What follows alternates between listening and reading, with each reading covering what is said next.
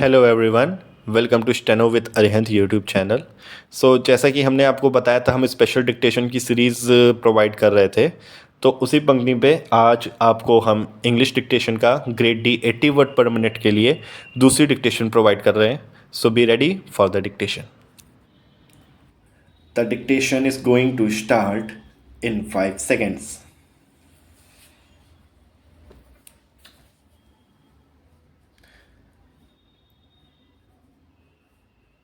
Mr. Chairman, sir, I thank you for having permitted me to speak. The budget presented by our beloved Prime Minister of India is a mixed one which deserves both appreciation and criticism.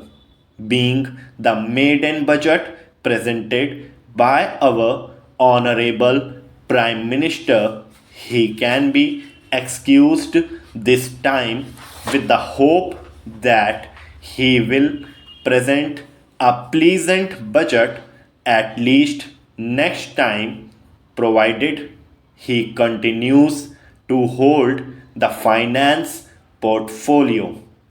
It is worthwhile to take into account the comments made by various people belonging to various sections.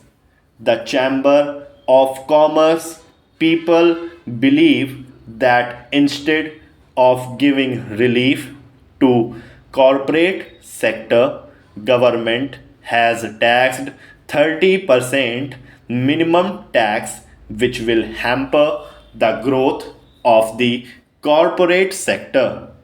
This would offset the liberalization on depreciation allowance and would create a serious impact on the share market. The TV is no longer a luxury item and is a media for propagating government policies and programs, and it is a media to educate the illiterates who form a major part of the population of our country. Hence, the price rise is unjustified and unimaginable.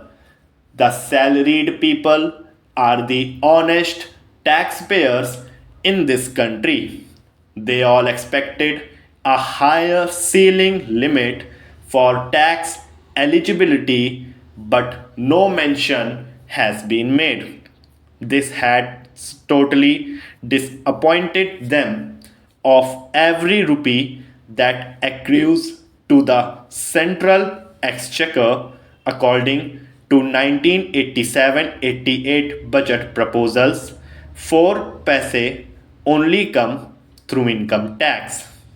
In this budget, it is worth to praise that housing and education have been given a boost. This will create a motivation among middle class and upper middle class to have their own shelter. It is a legitimate duty of the government to provide such shelter. In that case, our Prime Minister has made a sincere effort in this budget. I welcome this wholeheartedly. In the name of preservation of forest wealth, 35% duty will be levied on plywoods made from prime timber and wood products. It is not logical, as on one side you want to encourage housing, and on the other side wood and its product would become costlier by this levy.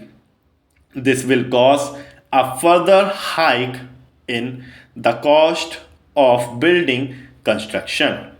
I feel this is penny wise, pound foolish, but our honorable Prime Minister has made a humble plea that he invites suggestions from members and other conservationists.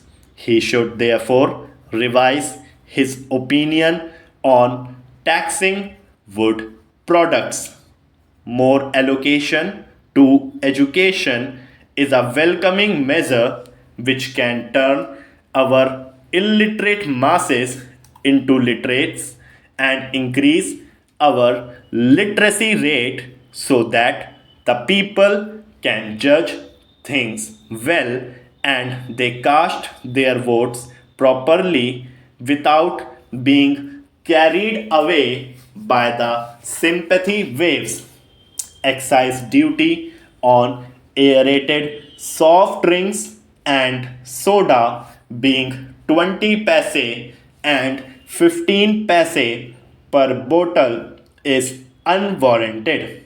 Soda is not used for mixing up with hot drinks alone by affluent sections but also used by the poor and middle class people to quench their thirst. Even the politician, while speaking on the platforms, drinks soda, but he does not pay for that. The organizers of the meeting only pay. So it has become an additional burden for the people of the lower rank of the party who form the rank and file of the organization. Hence, it is unjustified to increase the excise duty on soda and soft drinks. I will appreciate the Honorable Prime Minister if he puts excise duty up to 30 to 40% on hot drinks so that the people can be relieved from the clutches of the devil of drinking habits and also the exchequer gets more money. Though snuffing and chewing tobacco is really harmful to health, people in rural areas forego their food while at work and also when they are not able to take one square meal a day indulge in chewing tobacco and snuffing. So, increasing excise duty on these substances is going to hit the common man and not the richer people. Hence, I request the Honorable Prime Minister to withdraw the excise duty imposed on tobacco and snuff. It is regrettable that our Honorable Prime Minister has forgotten the 40,000 sick units in the small scale sector. Neither he has made an honest attempt to nurse them back to health from sickness, nor has he made any provision in the budget presented. Hence, I request the Honorable Prime Minister to take into account the problems faced by the sick units in the small scale industries. It is unfortunate that the Honorable Prime Minister has not encouraged the banking industry, which has a major role in the national development, like tax incentives to facilitate mobilization of the savings, while creation of a national housing development finance bank is appreciable. Nationalized banks should be made to involve in these activities with a due caution, not to allow favoritism or ruling political parties' interference. There are certain features present in the budget to be praised and applauded.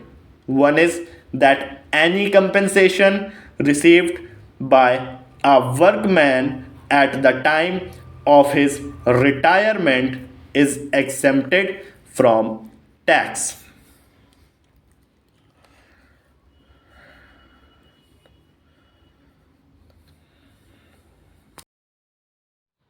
Thank you everyone for watching this video. अगर आपको dictation पसंद आई हो तो like ज़रूर कीजिएगा और ज़्यादा से ज़्यादा लोगों में शेयर कीजिएगा। कोई भी क्वेरी हो आपको तो आप कमेंट सेक्शन में हमसे पूछ सकते हैं। डिस्क्रिप्शन बॉक्स में हमारे टेलीग्राम चैनल का लिंक दिया गया है, आप उसको भी ज्वाइन कर करके आपके कोई भी क्वेरी होती है आप उस ग्रुप में पूछ सकते हैं। हिंदी स्टेनोग्राफी रिलेटेड आपको कोई क्वेरी है तो आप अरिहंत सर से कॉन्टैक्ट कर सकते हैं।